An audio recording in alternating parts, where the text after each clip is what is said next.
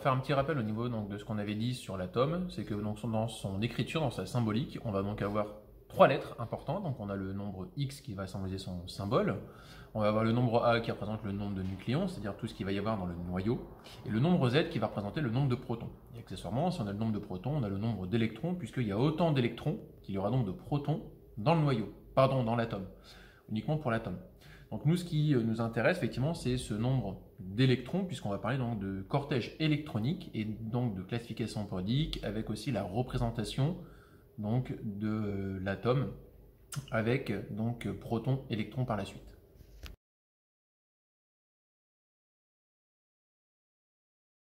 Dans la vidéo qui est associée ici, que j'empruntais donc à la chaîne 3D Hub Player, vous pouvez aller voir sur YouTube, c'est vraiment très bien fait. On a donc la représentation d'un électron qui va voyager autour du noyau. Alors en fait, ce voyage qui est proposé, selon cette orbite stationnaire, qui est toujours la même, c'est ce qu'on appelle le modèle de Bohr. C'est donc un modèle uniquement pour comprendre le concept. La réalité, elle est tout autre. En fait, en réalité, les électrons voyagent non pas sur une orbite finie, mais en fait sur une zone de probabilité de présence, qu'on va appeler finalement une espèce d'orbital.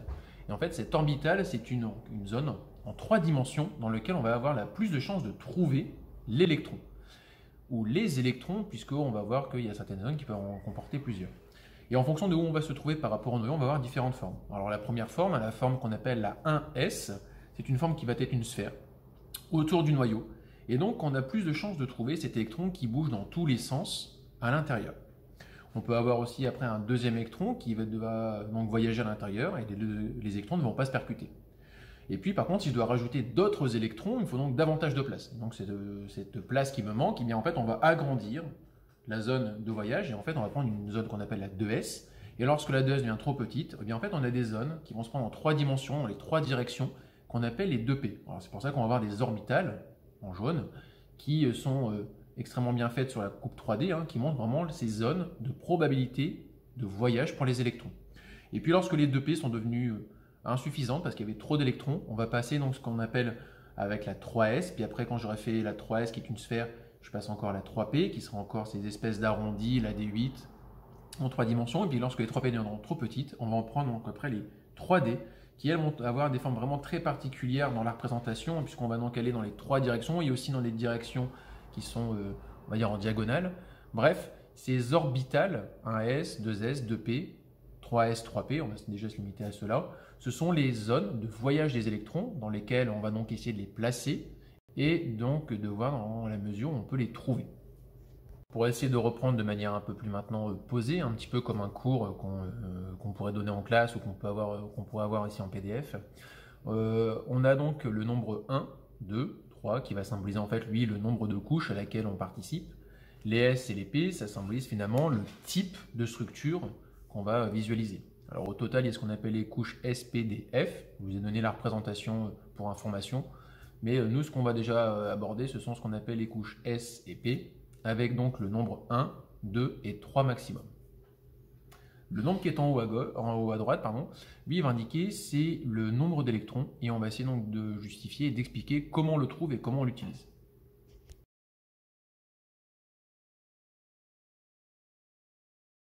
Pour utiliser ces orbitales S, P, D, F par la suite, et les nombres 1, 2 et 3, et ces fameux chiffres qu'on va mettre en haut à droite, on a donc 3 règles, ce qu'on appelle la règle de Hund, de Pauli et de Kleshkovsky. Alors ces règles elles nous permettent donc de trouver le meilleur moyen, soit en représentant des cases quantiques, soit en utilisant donc cette structure électronique, de remplir successivement donc l'écriture par rapport au nombre d'électrons. Alors dans les règles, surtout, ce qui est à voir, c'est qu'en fait, il y a un ordre à respecter. On va commencer par les 1S. Quand les 1S sont remplis, on passe aux 2S. Puis après, quand les 2S sont remplis, on passe aux 2P.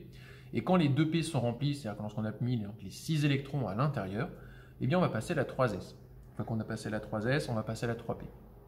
Plus tard, ceux qui continueront en études supérieures, on verra que l'ordre est un peu perturbé. Et ça se change, on ne passe pas à la 3D, on passera à la 4S. Ces nombres d'électrons, ils font aussi référence au fait qu'on doit donc respecter ce qu'on appelle la règle du duet et la règle de l'octet. Règle du duet, c'est-à-dire que les orbitales S ne peuvent en prendre que 2, et les orbitales p ne peuvent en prendre que 6. Comme ça, lorsqu'on les associe sur une même couche, comme pour 2s et 2p, eh bien les 2s, 2 et les 2p, 6, ça nous amène donc à 8 électrons. Donc on a bien un octet qui a été utilisé, qui a été rempli. Et on va essayer donc maintenant de voir à quel moment on va passer d'atome en atome dans la représentation du cortège électronique. Alors on a fait un choix extrêmement arbitraire pour les atomes suivants, c'est-à-dire qu'on a pris l'hydrogène, l'hélium, beryllium, on a pris le bore, le carbone, l'oxygène et le sodium. Donc on a le nombre d'électrons, accessoirement c'est aussi le nombre de protons. Donc Z égale 1, Z égale 2, 4, 5, 6, 8 et 11. On va donc indiquer l'organisation dans les couches S, et simplement donc d'abord en prenant l'écriture, d'accord, là je le fais en sens inverse, je vous donne l'écriture, on va comprendre d'où viennent ces nombres en haut à droite. Ces nombres en haut à droite, finalement, si on regarde bien, c'est la somme de tous les électrons qu'on va trouver au sein de l'atome. Donc en 1s1, mais j'ai qu'un seul électron. Là, 1s2, j'ai 2 électrons. Et puis les s2 sont remplis, donc on passe du coup à la 2s. Et donc on a 1s2, 2s2 pour le cas du beryllium. Et donc les 2 plus 2, j'ai bien 4 électrons qui sont mis en jeu. Je prends le cas de l'oxygène, donc on a 1s2 rempli, on passe à 2s2, c'est rempli, donc on passe du coup à 2p4. Et donc les 2 plus 2 plus 4, on obtient bien 8, et donc on en retrouve bien les 8 électrons. Et cette structure, cette démarche, on va essayer de la poursuivre pour tous les atomes dans la classification périodique.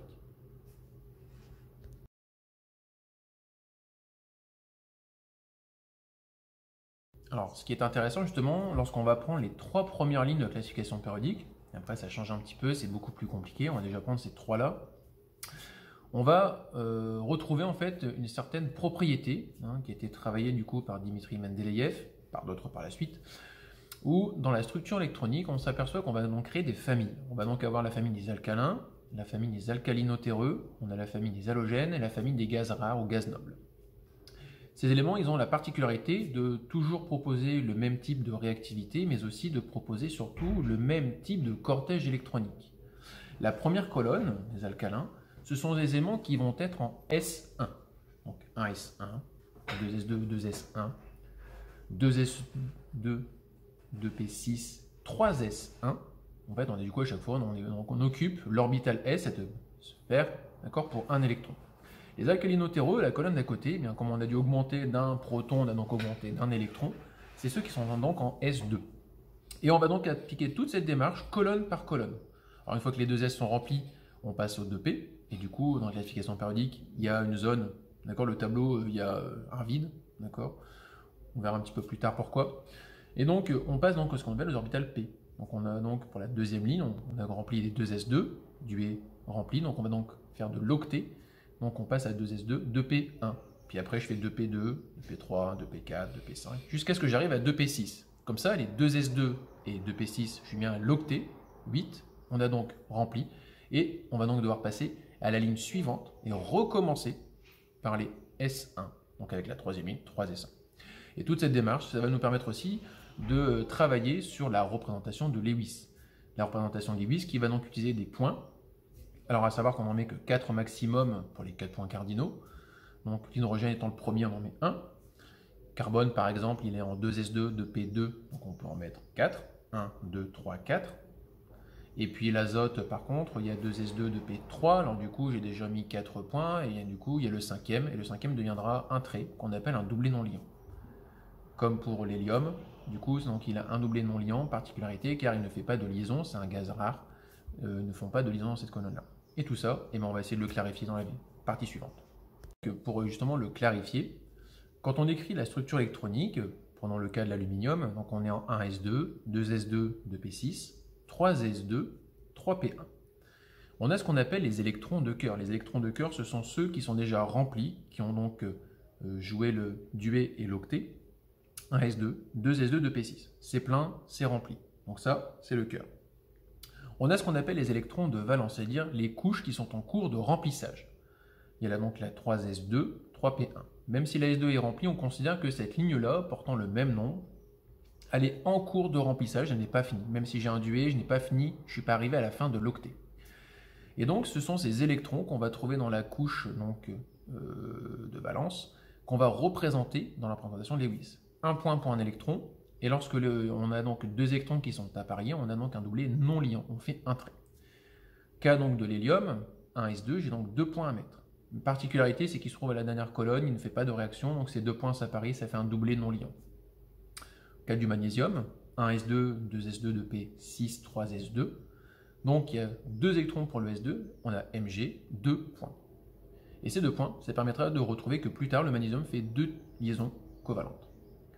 Je prends le silicium, on finit en 2s2 de p2, donc on a donc 4 électrons à notre disposition, on fait donc 4 points, et c'est pour ça que le lithium peut faire 4 liaisons. Le phosphore, qui vient juste après, est en 3s2, 3p3, donc il a 5 électrons à placer. Donc on en met 1, 2, 3, 4, et le cinquième, du coup je recommence à faire mon tour. Et donc on a 2 électrons qui sont côte à côte, c'est comme pour les maths, entre 2 points, je tire un trait. Donc on va tirer un trait pour le phosphore, et donc il présente un doublé non liant. Et puis par contre, lorsqu'on continue et qu'on arrive du coup justement à compléter la couche de valence, qu'on arrive à faire l'octet complet, donc comme pour l'argon, avec 2s2 et 3s2 pardon, et 3p6, et bien donc j'ai fait 1, 2, 3, 4, puis après je continue mon tour, 5, 6, 7, 8, j'ai fait tout le tour 2 fois, j'ai 2 électrons de chaque côté, je vais donc tirer 1, 2, 3, 4 doublés non liants, et donc comme il est encerclé, il ne peut pas faire de liaison, donc en fait c'est pour ça que dans les gaz rares, il n'y a pas de liaison et de réaction avec ce type d'éléments.